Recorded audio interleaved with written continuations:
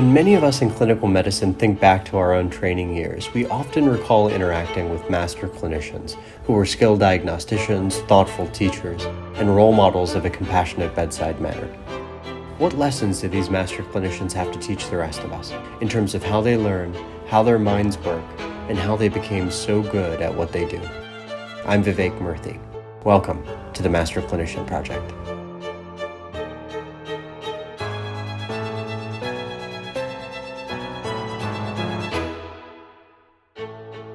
What follows is an interview with Dr. Paul Nadler. Dr. Nadler is professor of medicine at the University of California, San Francisco, where he's a practicing internist and medical director of the UCSF Screening and Acute Care Clinic, which is the center's main urgent care clinic. He earned his medical degree at the State University of New York School of Medicine and completed medicine residency at the University of California at Davis.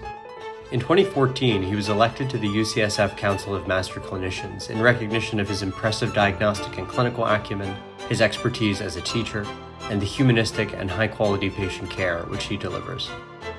The following interview with Dr. Nadler took place in 2016 as part of a broader qualitative research project I was conducting then, studying the early careers of master clinicians. We had a wide-ranging conversation where Dr. Nadler described the earliest stages of his clinical career. He talked about where he worked, his early clinical roles, the value of mentorship, and how he actually went about learning clinical medicine. He also talked about inspiration, hope, managing his own stress, and searching for joy in his work. Dr. Nadler emphasizes during this interview that he had a rigorous early career practice environment which featured a large volume of clinical work.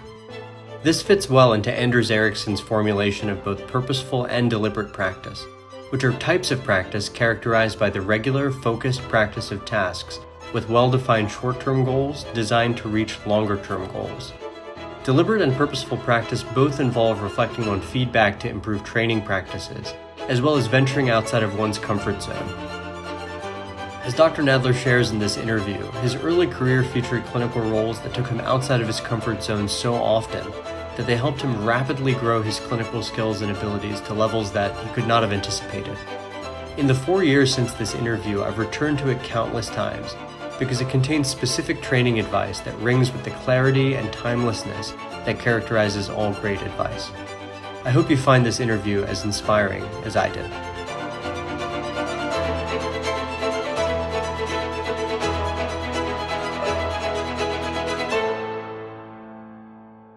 Let's get right into it. Dr. Nadler, thank you for joining us on this first episode of the Master Clinician Project. Why don't you start by telling us about the first clinical job that you took after you finished your residency training? So I came to San Francisco and I was interested in a traditional internal medicine practice. I presumed I was going to work in an outpatient clinic and have approximately 10-15% of my patients in the hospital at any given time, and I would do my clinic in the morning and round on my patients during lunch and in the afternoon and maybe sometimes early mornings, and that's what I thought I was going to do. And when I came to San Francisco, the initial offers I got made it rather clear that I'm going to choose to either be an outpatient doctor or a hospitalist. And I hadn't really considered that as a bifurcation of practice that I had really planned for, and was hoping again to have more of a traditional internal medicine job. But I took a position at a very nice outpatient internal medicine practice on Post Street, right next to Union Square, which was actually all outpatient. And it was a lovely office building, and it was a lovely practice, and very nice people, and beautiful view. And I had an hour off for lunch, and it was a very pleasant place to practice medicine. And I was terribly bored, and I started to wonder as to whether this is what I actually wanted to do in medicine at all, medicine in a general sense. And we're getting near the holidays, and the practice was going to be closed through the holidays for a rather extended period of time, a couple of weeks. Again, nice vacation from practice, frankly, no call.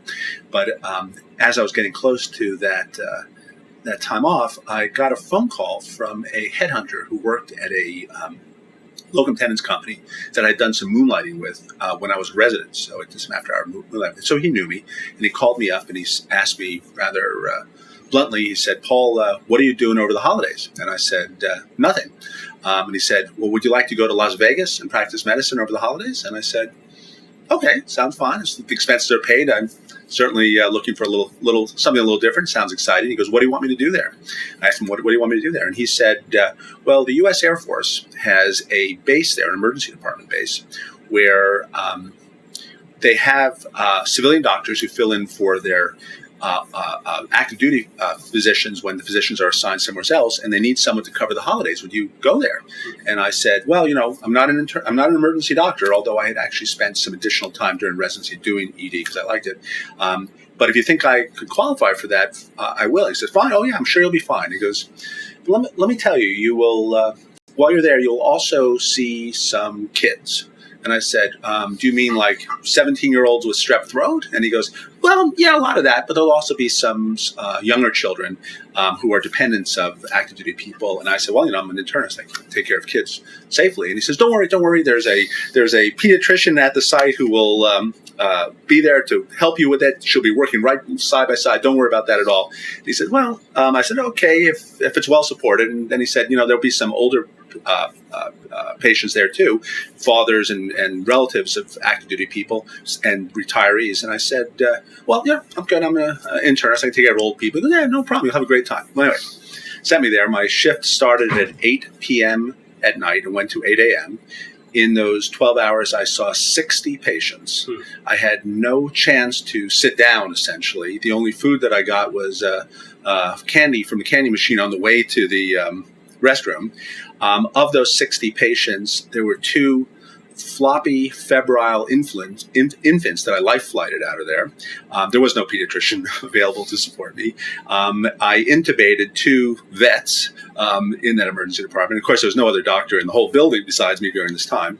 And at 8 o'clock in the morning, I walked out and I said, I thought for sure this is just the wrong fit for me. And the commanding officer, was an ED physician, was walking in, and I went out to him and I apologized. I said, Captain Fasanoli, I'm so sorry. I didn't mean to misrepresent my skills. I don't think I hurt anybody. I'll work really hard to get myself a replacement. And he looked at me and said, Nadler, I've already been in. I've already reviewed your charts. He goes, you did a fine job. He says, and we need you. Our active duty doctors are away in Bosnia at that time. Would you come back and help us?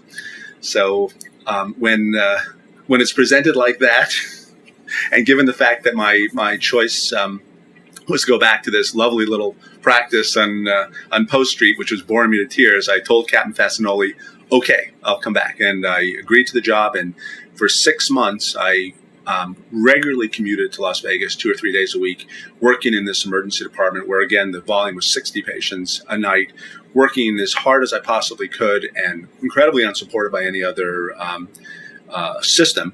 But I learned a lot, and I realized I was learning a lot, and my skill set dramatically improved over those 6 months. I also learned how to control my own anxiety in managing this number of patients. But after that, after 6 months, the contract ran out, and rather abruptly, they no longer needed civilian doctors in that emergency room anymore. So I was done with them. But I'm going to say that those 6 months was probably the most intense learning experience that I had, including residency, in terms of the advance of my skill sets. It sounds like an extraordinary clinical experience. I was struck by the huge clinical volume you described, something like 60 patients in 12 hours. Can you expand a bit more on what you feel was the benefit of seeing that many patients per unit time at that formative early stage in your career? So I appreciate you asking. I haven't really thought about that, but I'm going to say maybe 2 things. One thing was I became very efficient. And as a result of being efficient, I was able to focus more on the stuff that was difficult in any patient encounter, or the stuff that was meaningful in any patient encounter, and not waste time on the routine aspects of patient care. So issues of getting the patient into the room, introducing myself could be done very efficiently. Taking an efficient history, doing an efficient but I think effective physical examination gave me the cognitive time to understand the situation that I was dealing with and apply thinking to this problem at my own pace. So by being very efficient, I had more time left over to do the things that really counted when it came to diagnosis and management in any patient experience, rather than spending too much time on the routine but not particularly fruitful parts of a history or physical exam.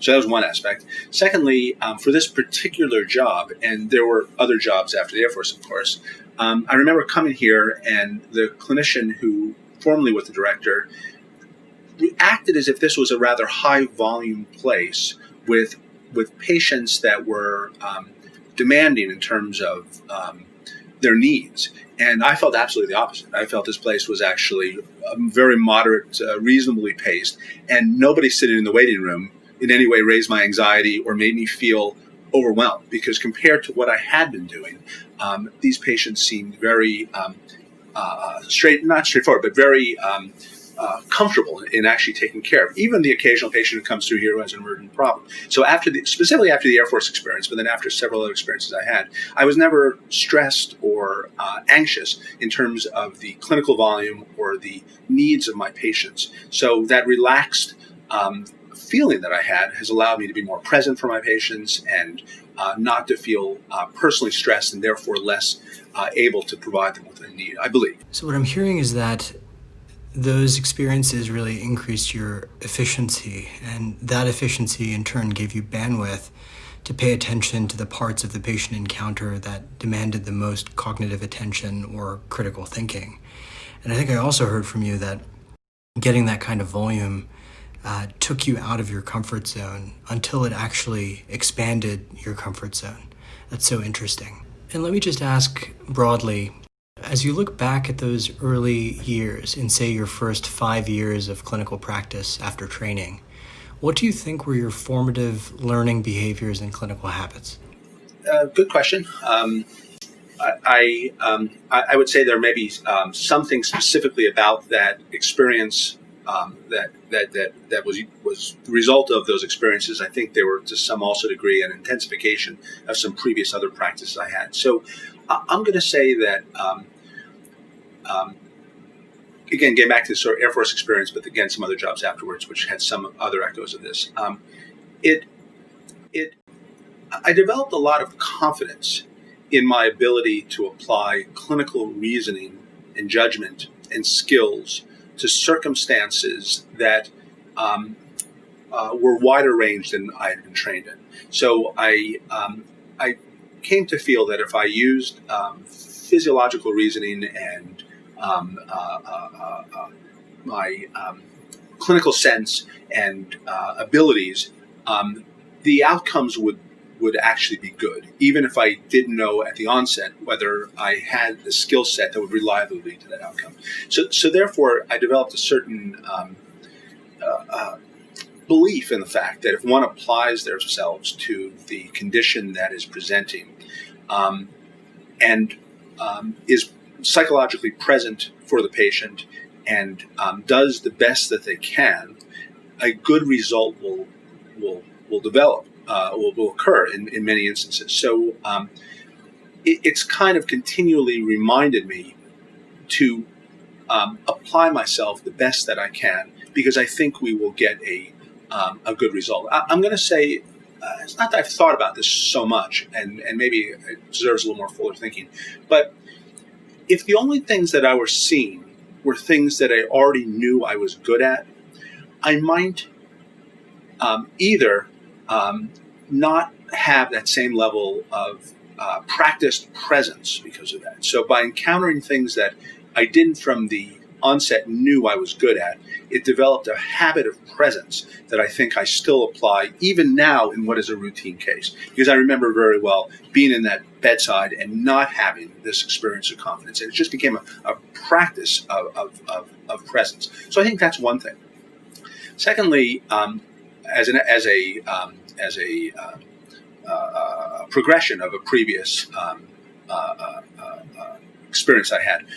When I was in school, I had the belief that if I read a lot about any condition, that it would enable me to be good at taking care of that condition better than if I didn't read a lot about it. And I just had this feeling that to provide good care was not just the hours I spent in the clinic, as important as that is, and not even just the experience I had, as important as that was, but that a base of reading would enable me to use that information in the clinical setting. And I felt that way as a medical student. I felt that way as a resident. And I think encountering conditions that were outside, again, my core competencies, and seeing that once again true, that somebody could come in with a condition that wasn't clearly something I had encountered many times in residency, but by reading about it and then applying good clinical reasoning, good clinical judgment and practice, that I could get a good outcome.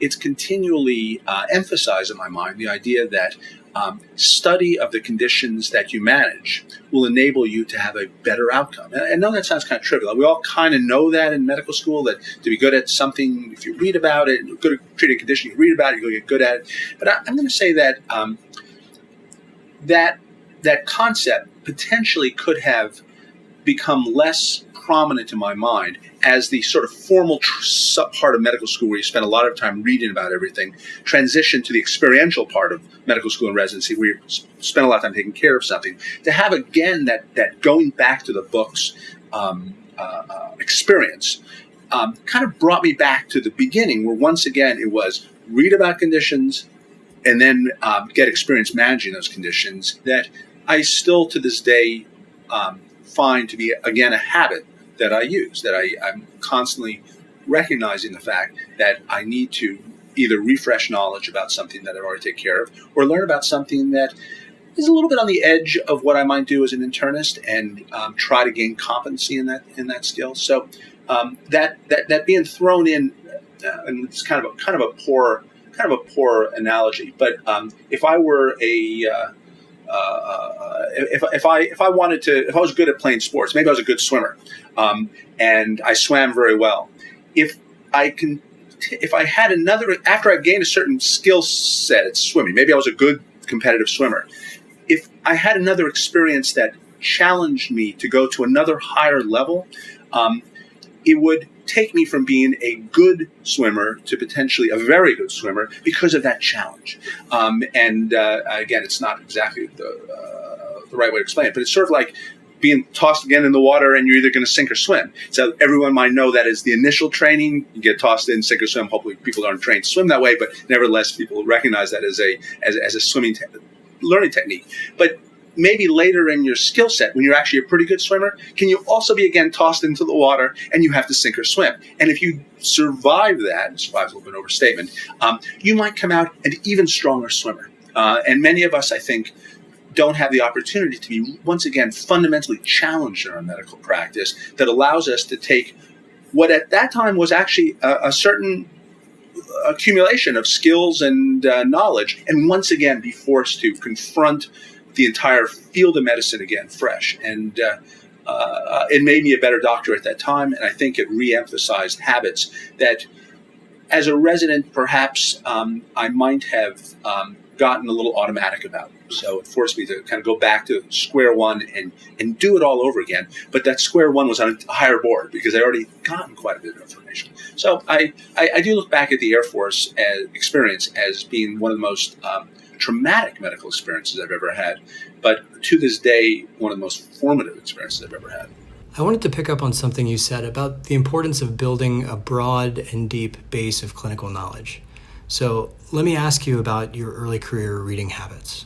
What did you read? How often did you read? And how did you structure your learning? Great question. So I was lucky in that the chairman of medicine at the time was a man named Joe Silva, who went on to SB Dean at UC Davis, and marvelous clinician, marvelous man. He suggested that as a resident we read 10 minutes a day. He said, if you just read 10 minutes a day, you will do well. And I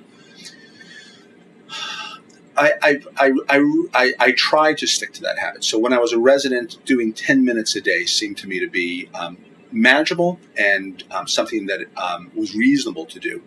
And I quickly realized that those 10 minutes were actually not spent in medical journals. I kind of got a feeling that my mailbox, which was getting filled by all these district medical journals, was valuable, but not at that time necessary for the core knowledge I needed as a resident. Of course, he had to know the most recent topics because he'd go to meetings and grand rounds they talk about. So it wasn't as if you could ignore that.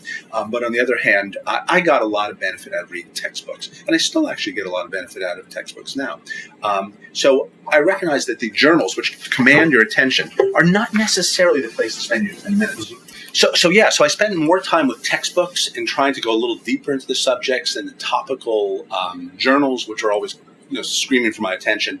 Although it wasn't really, I couldn't ignore journals because obviously they did have some of the latest stuff, but I didn't also want to ignore the textbooks. I thought that was actually very valuable. So I think as a resident, I spend more time with textbooks than some of my colleagues did. I also learned a little too late, but not too late, how valuable the medical knowledge self-assessment program is. And while I started to read that most consistently in my last year of residency, if I could do that all over again, I would have started my first year of residency regularly reading the medical knowledge of self-assessment program. I thought that was kind of a prep for the boards, and of course it is, but I didn't really realize how valuable it was in terms of core information for internal medicine. I just regret I didn't spend more time with that. Which textbooks did you use, and how did you select topics to read? So the textbooks I probably used at the time was Harrison's, and it's not necessarily what I'm doing now, but at the time I had a good recent copy of Harrison's. I read that probably more than anything else, and I occasionally look at single subject books. Now the question is, of course, how do you go about doing that? So Joe Silva mentioned reading 10 minutes a day. I recognize that in order to be good at a subject, an aspect of medicine, medical care, first off, I had to be very intellectually honest as to what I knew about the subject going into it. And I realized that at the end of the day, I needed to ask myself and the patients that I cared for, how much did I really know about the conditions for which I was managing? And when I felt that I wasn't confident that I knew about that condition, I would spend time reading about that condition because I always figured cued recall was better than just free association. So while it was important as a resident, it's important now, it was very important as a medical student to read about subjects you hadn't encountered. By the time I was a resident, I kind of had the gist of a lot of things, and it was more of a question of filling in knowledge as opposed to brand new knowledge about a problem that I've never seen before, although that couldn't be completely ignored. So I would ask myself, and I still do this today, if I see a condition where I know maybe 50% of what I think I should know about it, it may or may not be adequate for managing the person at hand. Obviously, if it's inadequate, we'll do something else. We'll learn about it at the time or speak with a consultant. But in many cases, it might be adequate for the initial assessment. But if I can be intellectually honest, say, I don't really know a lot about that problem, that's the subject I want to read about, because not only does it recur often enough, you will encounter it again, but by putting the face and the person to that problem, I could remember it far better than if I read a review article in the New England Journal of Medicine about a condition that I've never seen before. Again, not that can be ignored, but the reality was I was much more likely to have read that great article in the New England Journal of Medicine 6 months before and not remember it all when the patient walks in. But had I read about a subject, about a patient presenting to me with a clinical challenge, I'd remember 70% of it. So intellectual honesty about what I didn't know, and making the time to read about the subject in a more in-depth way. I mean, of course, nowadays we're probably using UpToDate for that more than we'd use a textbook, but that same kind of concept. And again, not that review articles in New England Journal of Medicine aren't helpful, but I find them particularly helpful when I'm reading about a subject for which I'm currently wrestling with clinically. So what I'm hearing is that your clinical reading was daily and focused on the entities that you were seeing in practice in real time, and that helped retention. Did clinical case reports ever have a place in your reading? Yeah, I'm going to say case reports start to become valuable later in my career. Not, again, that nothing can be ignored. A student of medicine, whatever level, everything is valuable all the time. But I started to find case reports particularly good when I started to feel comfortable with my knowledge of the majority of things I was taking care of. And then to read about these somewhat outliers not only prepared me for the outlier presentation, but sort of forced me to reshuffle things a little bit in my mind. So once I thought I had something kind of down already, to have a case report of something presenting that might include mimics of conditions I already knew caused me to kind of reorganize the tree a little bit in my mind, such that I didn't feel as compelled to go down a certain diagnostic algorithm when presented, and realized there was a little higher diagnostic question that I might have to consider as to whether this fit into something that seemed that I was comfortable with versus potentially a mimic of something that I already knew. I want to shift gears to ask about the extra clinical volume you described seeking during your early career. Specifically, you mentioned moonlighting during residency and during your first clinical job after training. What did those extra clinical experiences involve, and what do you think you gained from them? Yeah, so it wasn't a particularly, I'm going to say, fruitful experience. I found that when I left the mothership, the academic program, I ended up working in clinics that I felt somewhat undersupported, and I also felt right away that many times my medical judgment was being constrained by economic considerations for which I was unfamiliar. And it didn't lead to a very happy experience. So patients that I saw that I thought needed specialty care or advanced imaging, potentially referral to hospital, I would sometimes get feedback following my care that they could be more what I've at that time considered put a Band-Aid on and sent out. So I didn't enjoy that. I enjoyed the money, but I didn't really enjoy that. The thing that probably to this day was most valuable was the thing that I thought was going to be the least valuable when I started doing disability examinations for the state. So the state needed disability examinations, and I was able to do 10 or 15 full musculoskeletal exams on any given day. I was doing these disability exams, and I learned about orthopedic issues from managing these disability claims that to this day I use in this practice. So the thing that I thought would be enriching internal medicine experiences in the real world were not enriching, and the thing I was doing just for money, which was disability examinations, turned out to give me an entirely large skill set. Well, it sounds like you had some mixed experiences with moonlighting. I also wanted to ask you about the value of mentorship during your early career. Did you ever interact with people whom you considered to be masterful clinicians? And if so, who were they? And how did those interactions impact you? Yeah, so it's a great question. So when I was a resident, Faith Fitzgerald was the residency director, and she is a master clinician at an ACP level, and a masterful person and a very, very impressive personality, and she was inspiring. So I wanted to be, I didn't think I was ever going to be as good as Faith, but I wanted to develop the skills that would make her proud of me. So she was always sort of the example that I strove to become. I wanted to be as good of a clinician as Faith Fitzgerald, and I was just lucky because not only did she have incredible clinical skill set, her personality was such that it couldn't be ignored. I mean, she obviously was also the residency director, but she just was inspiring and motivating and really a role model. So as a resident, she was my mentor, although she wasn't a person I had direct, frequent contact with. I mean, I had an annual meeting with, and of course she was available, but she didn't directly oversee my work on a regular basis, except for a couple brief periods where she was an attending physician in the continuity practice. But there was nothing specifically assigned by that. But she was kind of a little distant in a way, but definitely sort of a goal. When I left residency, back in the day, before the internet was commonly used, it was a very isolating experience.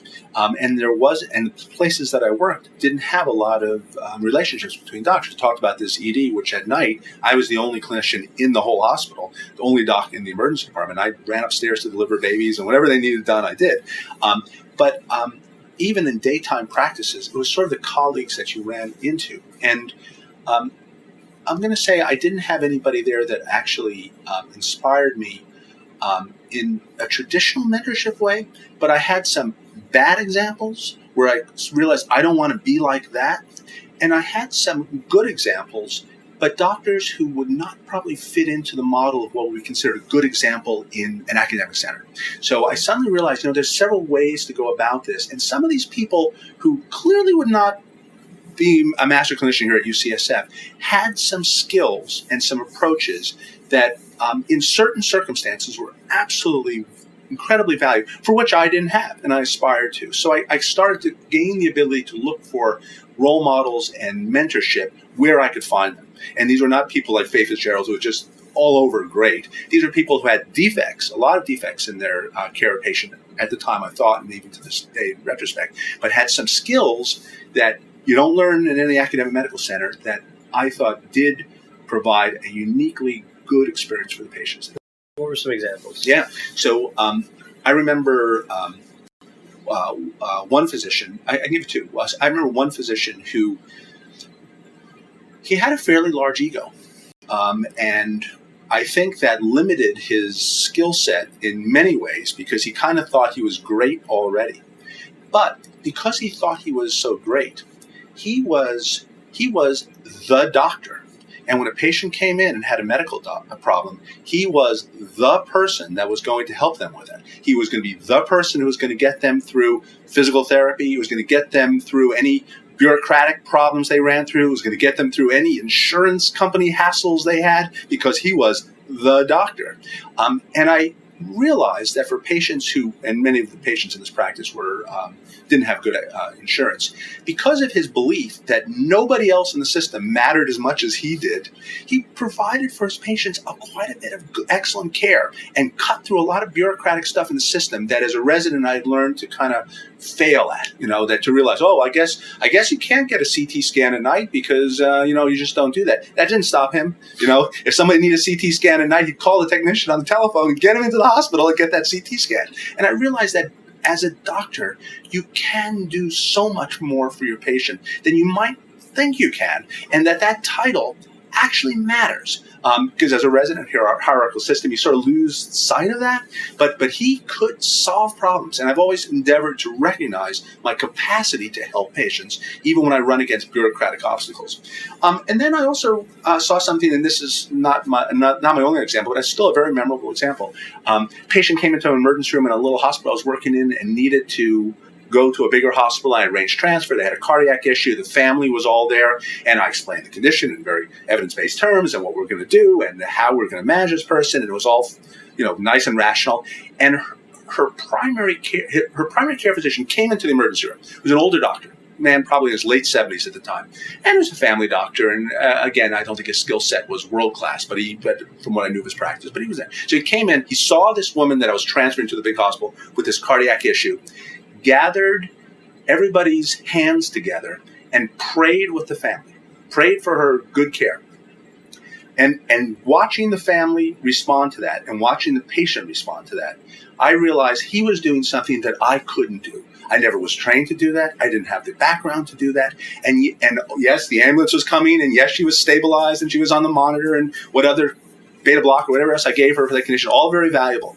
But that connection with the patient and the family's needs in that critical time was something I couldn't provide. So it was a little bit of a humble experience. I realized I was a great evidence-based, post-academic trained doctor ready to provide all the good stuff. But there are other things in doctoring that some of these clinicians can provide that I couldn't. And I thought that was terrific.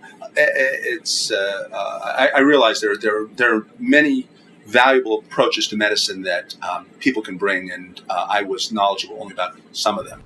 Can you provide us any other examples of lessons that you learned or core messages you distilled from interacting with master clinician role models such as Dr. Fitzgerald, who you mentioned? Yeah. So, and I also want to include Joe Silva. He was also a very, very strong mentor. I'm going to say that he was even a little bit more distant than chairman of the Department of Medicine, but I'm going to say from both of them, but certainly Faith on a more regular basis, the incredible value of the physical examination in organizing the approach to the patient. Not that the physical examination excludes technology, but it can provide you with the information you need to apply the right technology. And I remember Faith, I was looking to do a research project, and of course I was thinking about all kinds of evidence-based stuff to do, and she said, how come nobody does a research project on a physical exam technique?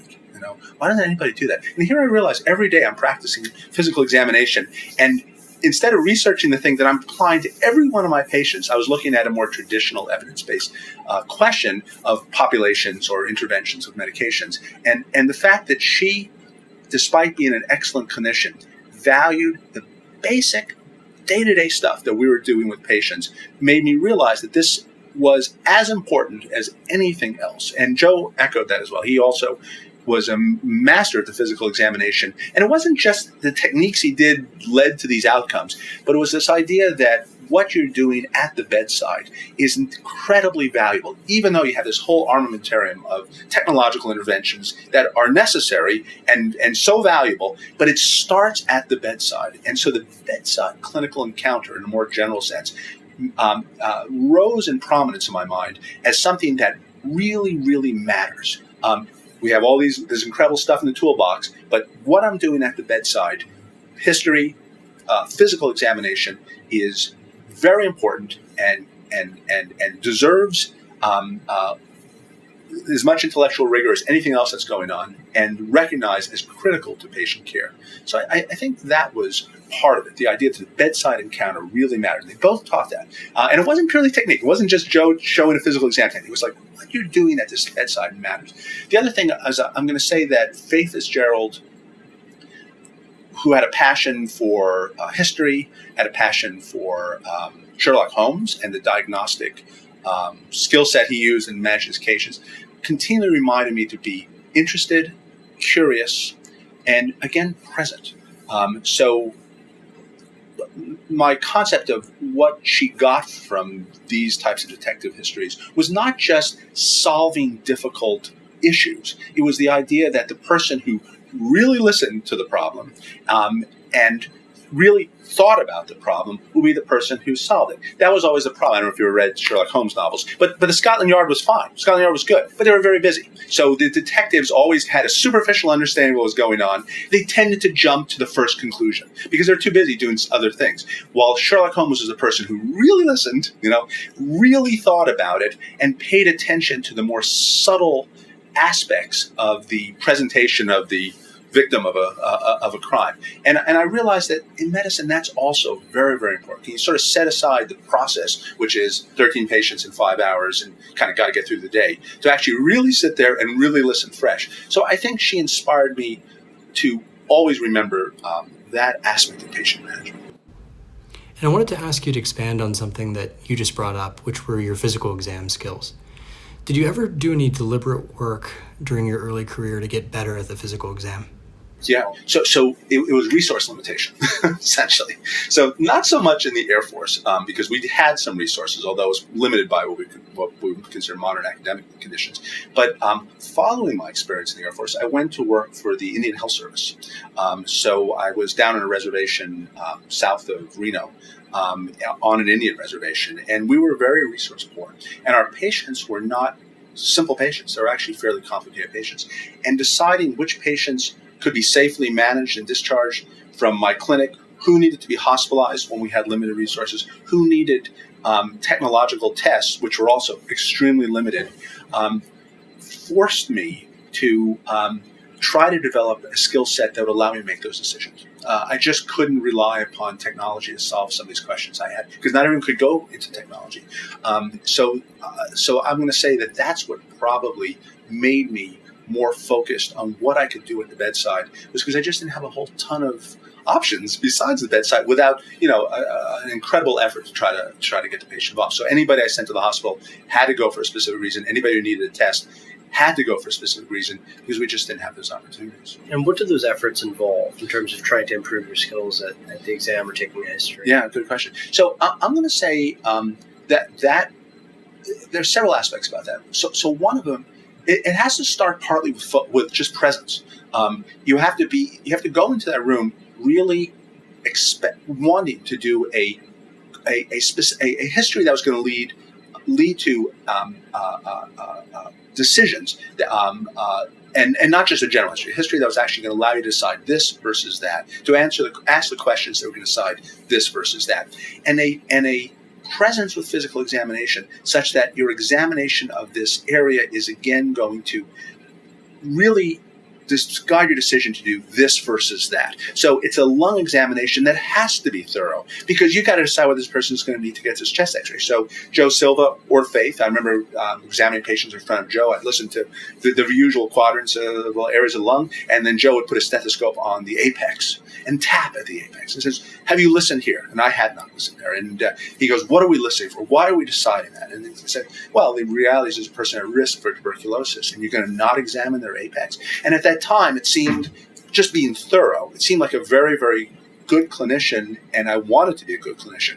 But when I was in a tribal health center, and getting that x-ray was a 2-hour drive to Reno, and I couldn't necessarily get the patient there, even if I could get him for that x-ray for that day, and that person was at risk for tuberculosis. I didn't do it out of it's a nice idea. I didn't do it out of just being a thorough doctor. I really had to make that decision. Is this person going to need to go through all that travail to figure out what's going on with them? So that practical need guided the theoretical benefit of doing that. Now, I learned from Joe, I learned from Faith, but I started to then look at medical journals at that time for information about the subjects I needed to learn. So, while yes, New England Journal of Medicine, I used to get that, the annals, of course, I started to look through American Family Physician or Consultant for specific answers to questions that I was having. How can you really actually detect tenosynovitis? What is a good knee examination? What is a good ankle examination? What is a good shoulder examination? So I started to the textbooks, Harrison's didn't really have that anymore. The New England Journal of Medicine sometimes does. I mean, that does talk about physical exam techniques. But I found on a day-to-day basis, a lot of the family practice type journals focused on these aspects of the clinical care that was somewhat under-explained in the standard medical references and not necessarily highlighted in the top-tier journals. So it sounds like you did work on building your exam skills, but mostly out of necessity because you couldn't rely on technology to answer all of your clinical questions. And that you also tried to develop your skills as a historian, but at taking not just an undirected clinical history, but rather the type of history that leads to management decisions and the type of exam that leads to changes in management or leveraging diagnostic tests or technology. That's so interesting. I also wanted to ask about whether you ever made any efforts to follow up on patient outcomes. Did you ever track patients you had cared for over time to understand what had happened to them?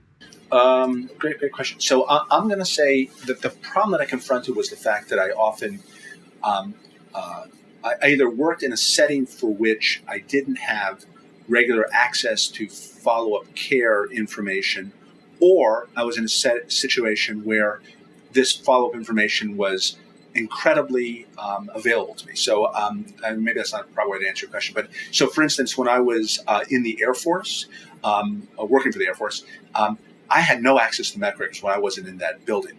To get into the building, I go through security clearances and all. So, and when I was there, I was fully engaged. So what happened to Airman Smith a week after I took care of them, unless there was something bad happened that I was told about, or something good happened that I was told about, I didn't really have either time while I was there or any ability to follow up outside of the Air Force of this information. In the Indian Health Service, for instance, I knew all about these patients because they lived on the same reservation that I was working at, and either they would drop by the clinic for a social call to one of their friends who worked there, or I might see them in the community, or I would certainly talk to nurses who would tell me about them. And of course, I also had regular follow-ups. So it was easy to follow up on them because I had a regular discussion with individuals who really knew about them. They would happen to drop by for a variety of reasons, sometimes non-medical. I'd see them as I was walking through the area, and of course, I did have charts to follow up on. Segueing now, of course, with Apex, and this isn't your question. It's something I routinely do here at UCSF, and it's so easy to do now at UCSF. So now, even though I'm in an urgent care clinic where the majority of my patients I will not see again, following up on what happened to them as they went through our system is so incredibly easy, and I do it all the time. And what do you feel you gain from it, following patients over time, tracking their outcomes? So firstly, I'd say probably the patients that I don't typically follow up on the ones who seem to have non-significant conditions for which I feel fully confident. But anytime I refer a patient to a hospital, I want to confirm my diagnosis or confirm what I thought was the diagnosis, and I want to study what the current treatments are that were applied to the patient. Plus, of course, I want to know how they do. I mean, I want to be sure somebody who's ill enough to go to the hospital is doing better. Even though I have a brief relationship with them, of course, it's a relationship.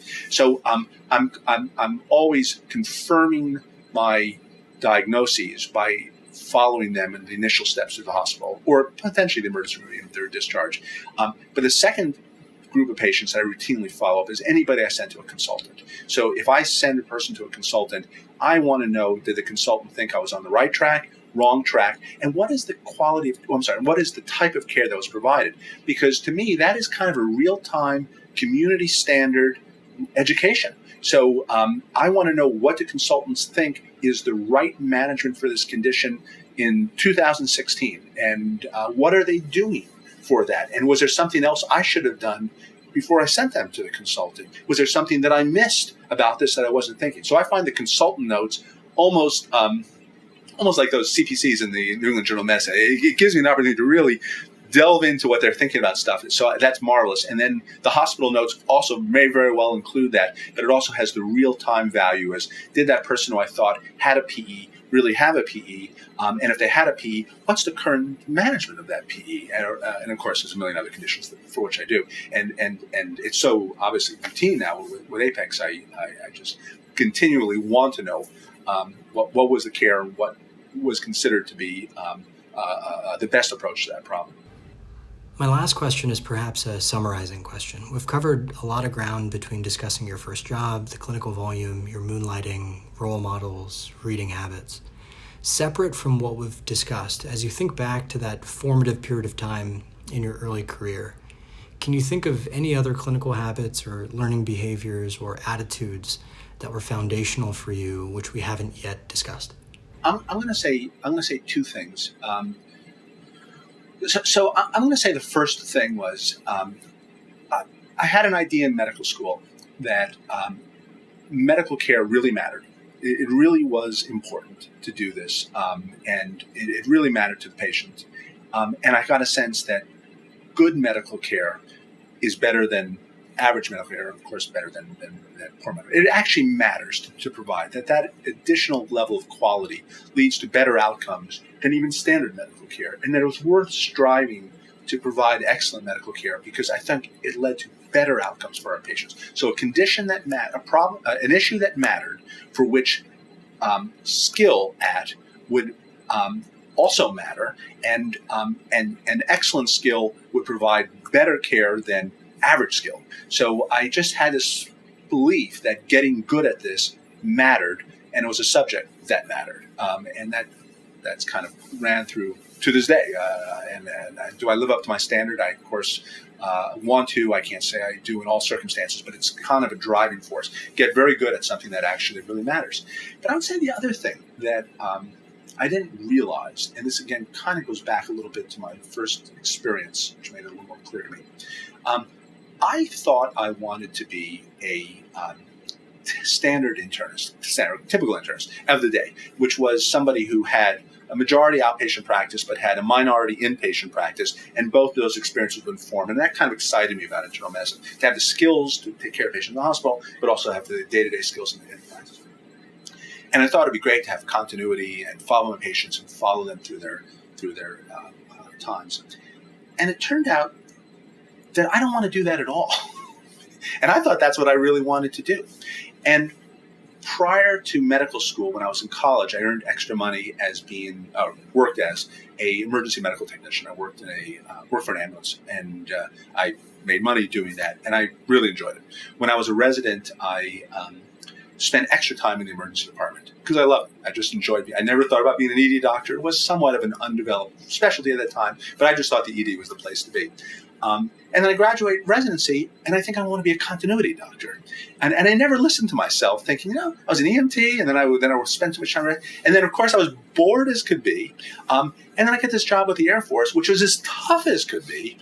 And I stayed there for 6 months. And I can say, I learned how to take care patients in those situations much better. But I also learned how to control anxiety attacks, my own, sitting out in that parking lot at 7:59 in my car, fearing what was going to happen to me when I walked in. And let me tell you, sometimes these Air Force mass casualties experience, it was really very demanding. But I kept going back. And ever since that time, I've always retained a recognition of the fact that what I love in medicine is the acute presentations of medical problems, whether it's an emergency department or here.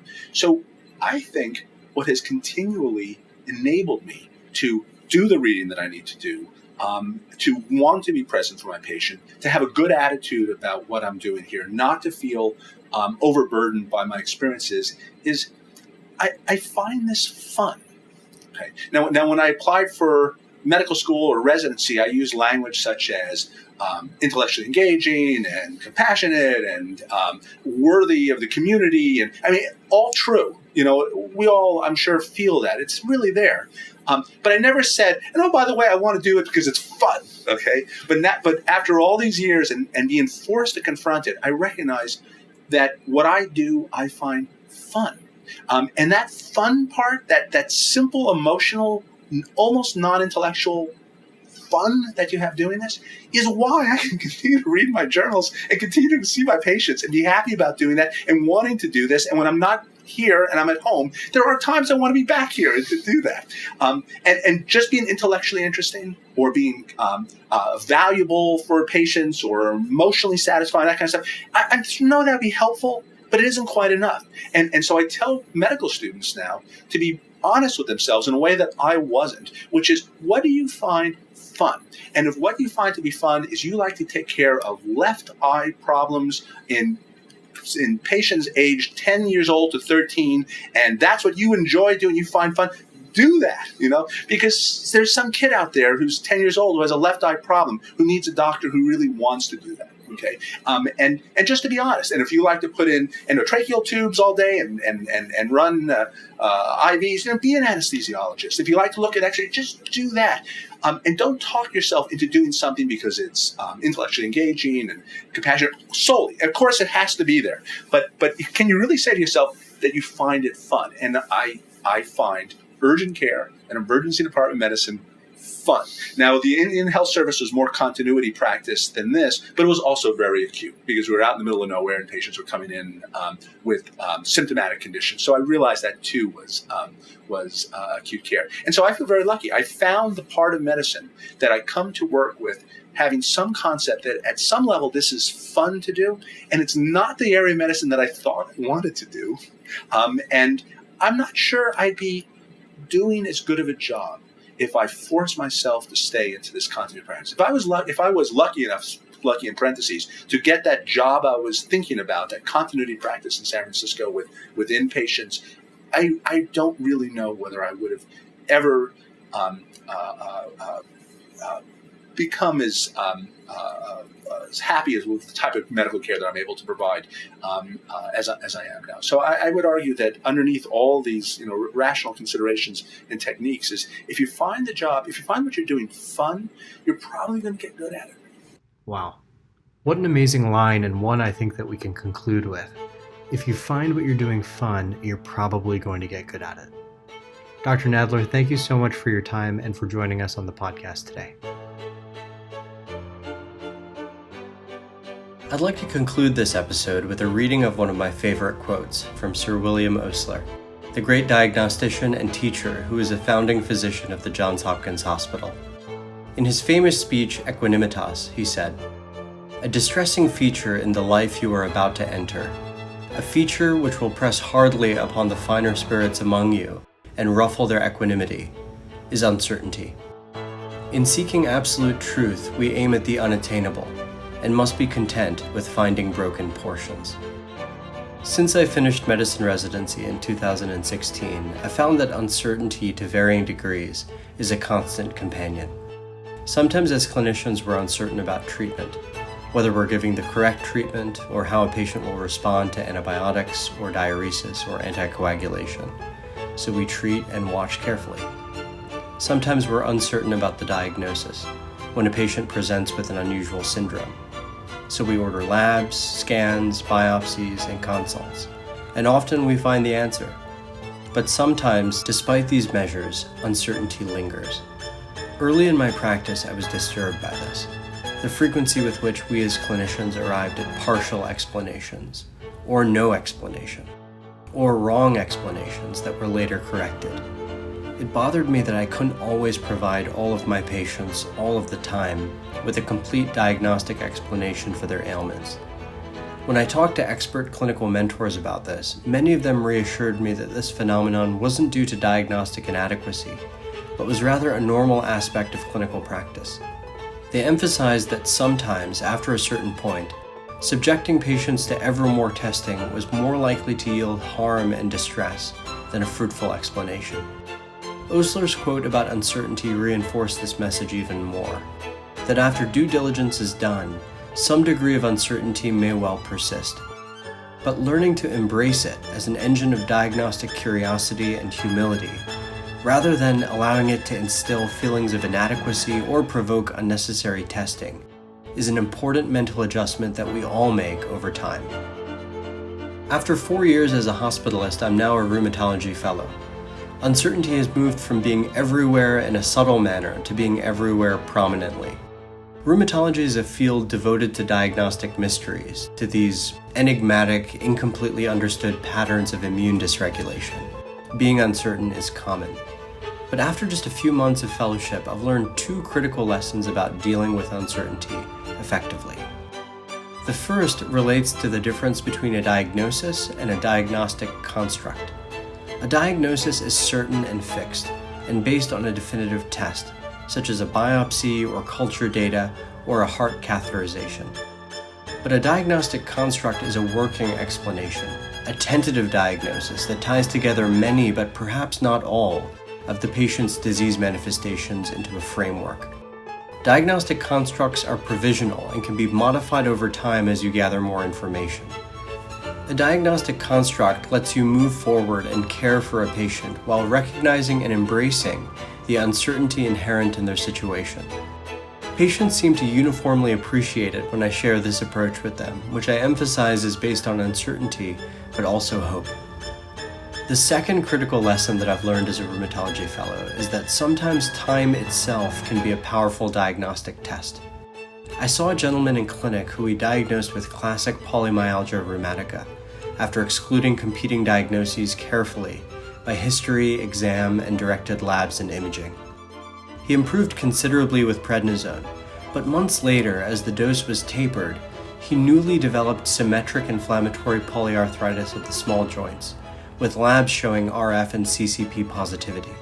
So his diagnostic construct was revised to non-erosive, seropositive rheumatoid arthritis, which shifted our treatment approach. This example taught me the importance of keeping an open mind, of avoiding excessive attachment to one diagnosis or another as I follow patients over time, and that sometimes uncertainty could be mitigated by using time itself as a powerful diagnostic test. And with that, we'll conclude this episode of the Master Clinician Project. Thanks for joining us for this inaugural episode featuring Dr. Paul Nadler. See you next time.